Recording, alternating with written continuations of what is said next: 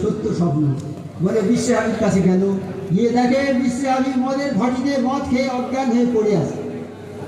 যে লোক ছিল তাকে বললো, বাবা বিশ্বে হাবি যখন মদের নেশা ছেড়ে যাবে তখন তাকে বলবে যে তুমি যে একটা কাগজ তাজিম করেছিলে, আল্লাহ কালাম লেখা কাগজ, আল্লাহ খুশি হয়ে গিয়ে তোমার নাম উনি দপ্তরে লিখে দিল। তা ওই যে ভাটিতে যে লোক ছিল তাকে বলে এসেছে, বিশ্রামী যখন নেশা ছেড়ে যাবে ওই কথা তাকে বলবে। বিশ্রামী যখন নেশা ছেড়ে গেলে ওই কথা যখন বলেছে, বিশ্রামী তখন যাদের দোকানে যা জিনিস মদের পাত্রটাকে যা ছিল ভেঙে চুরমার করে দিয়ে এখন সেখান থেকে যে আল্লাহ আমরা জীবনে তাজিমটা কি আছে করিনি বলে নাকি আমরা করিনি বলে নামাজকে যারা হেফাজত করেছে, নামাজকে যারা হেফাজত করেছে চ্যানেলটা বুঝলি আজ আমাদের ব্যস্ত থাকি নামাজকে হেফাজত করেছে, তারা যেখানে থাকবে, ট্রেনে থাকুক, বাসে থাকুক, নৌকোতে থাকুক, যেখানে থাকবে, এমনকি 80 ফুট ভাড়ার উপর যদি তারা কাজ করে সেইখানে তারা নামাজ করে দেবে। কিভাবে দেবে? সেটা পানি পাওয়া যাবে না, মাটি দিয়ে তৈরি করে নিয়ে যেমন ভাবে আছে সেইভাবে নামাজটা করে দেবে তারা, পরে বাড়িতে সেই নামাজটা আবার ঠিক করে দেবে। এইভাবে তবে রোগ পালন আসবে কিন্তু তুমি আসর করতে পারবে না।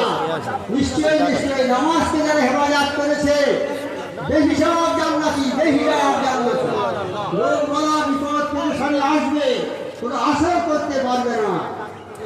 রোগ হলো ডাক্তারের কাছে গিয়ে রোগ সেরে গেল, ডাক্তারের কাছে গিয়ে এই কথা বলা মানে সেরে গেছে, ডাক্তারের কাছে গিয়ে রোগ সেরে গেছে।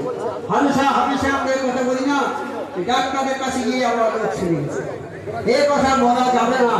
তবে ডাক্তারের কাছে গিয়ে আল্লাহ পাকের মেহেরবানিতে আমার রোগ সেরে গেছে, আল্লাহর কথাটা চোখ রাখতে হবে, না তো মুশকিল হয়ে যাবে। রোগ সারাবার মানি আমার আল্লাহ, ডাক্তারের কোনো ক্ষমতা নেই। ডাক্তারের ক্ষমতা আছে, কোনো একটা লোককে বাঁচাতে পারবে ডাক্তার? যে মরে যাচ্ছে 1 কোটি ডাক্তার আনবে, 1 কোটি ডাক্তার আনবে, পারবে বাঁচাতে?